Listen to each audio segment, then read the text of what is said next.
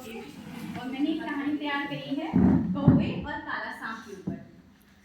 तो प्यारे बच्चों, आज हम एक कहानी सुनेंगे जिसका नाम है कौवे और काला सांप। इस कहानी में ये कहानी एक जंगल की है जहाँ पर एक बहुत पुराने बरगद के पेड़ के नीचे, बरगद के पेड़ पर एक कौवे का परिवार रहता था जिसमें उसके माता पिता और उसके बच्चे थे। बड़ी खुशी खुशी वो लोग रहते थे और अपना परिवार, अपना जीवन बड़े अच्छे से गुजार रहे थे। एक दिन क्या हुआ, अचानक से उस पेड़ के नीचे, पेड़ की खोखर में एक काला सांप आकर रहने लगा। अब कौवा और कौवी दोनों बड़े परेशान कि अब वो डरने लगे कि अब क्या होगा, अब तो ये सांप हम लोगों के लिए बहुत खतरा है। तो कौवे ने क्या कहा कौवी से कि मेरी प्यारी कौवी, जरा ध्यान रखना, ये शैतान सांप हम लोगों पर जरूर कुछ ना कुछ हमला करेगा, इसके लिए तुम सतर्क रहना और अपने प्यारे बच्चों का ध्यान रखना। तो कौवी ने कहा कि आप चिंता न करें, मैं पूरी कोशिश करूंगी। तो एक दिन क्या हुआ कि कौवा और कौवी जो है वो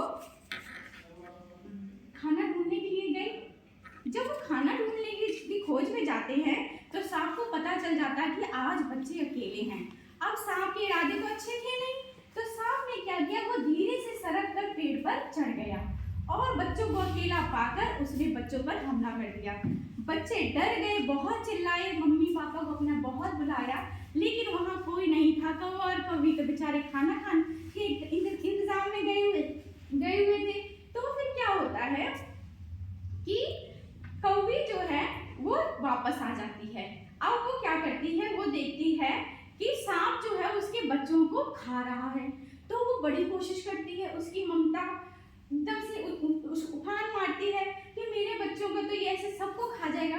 वो कोशिश करती है, चोंच मारती है, सांप को नुकसान पहुंचाने की बहुत कोशिश करती है, लेकिन सांप तो बड़ा फुर्तीला और चालाक और ताकतवर कौवी से उसने उसके सारे बच्चे खा लिए। अब जब शाम को कौवा वापस आता है, कौवा कौवी को रोता हुआ देखता है और घोंसले में एक भी बच्चा नहीं देखता अपना। अब कौवी और कौवा का बड़ा बुरा हाल, अपने बच्चों के बिना जैसे उनका संसार ही उजड़ गया हो, वे बहुत दुखी होते हैं। तो अब वो सोचते हैं कि इसने हमारे बच्चों को तो खा लिया है, लेकिन अब हम इसे एक सबक जरूर सिखाएंगे ताकि ये किसी और के साथ ऐसा ना करे।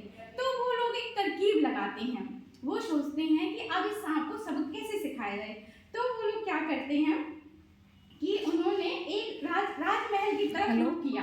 कौवा और कौवी जहाँ पर राजकुमारियां स्नान करती थी वहां जाते हैं और वहां से एक सोने का हार, मोतियों का हार उठाकर कौवा भागता है और कौवी जो है वो काम करके पहरेदारों का ध्यान कौवे की तरफ खींचती है ताकि मतलब वो देखें कि ये मोतियों का हार उठाकर कौवा जा रहा है। और रानी चिल्लाकर कहती, ए पहरेदारों, तुम क्या कर रहे हो, तुम्हारा ध्यान कहाँ है, तुम जरा देखो तो सही, वो कौवा मेरा मोतियों का हार लेकर जाए। पहरेदार जल्दी से उसके पीछे भागते हैं और भागे भागे जाते हैं उस कौवे के पीछे। कौवा क्या करता है कि उस मोतियों के हार को उस पेड़ की खोखर में ही डाल देता है जाके। अब सिपाही जब पहुंचते हैं तो वो अपना भाला उसके अंदर डालते हैं, खोखर के अंदर। तो अब फुसकार के सांप बाहर निकलता है। सांप बड़ा मतलब फुसकार के बाहर निकला और उसने क्या किया, जब पहरेदार देखते हैं, पहरेदार सांप से बलवान, अब पहरेदारों ने सांप पर हमला कर दिया और सांप को मार गिराया। सांप के ऊपर हमला किया, सांप जब मर जाता है तो कौवा कौवी कहते हैं कि हर इंसान को मतलब उसके किए का फल जरूर मिलता है।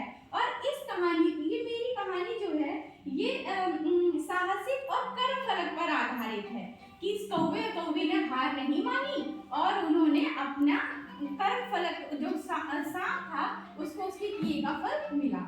Thank you.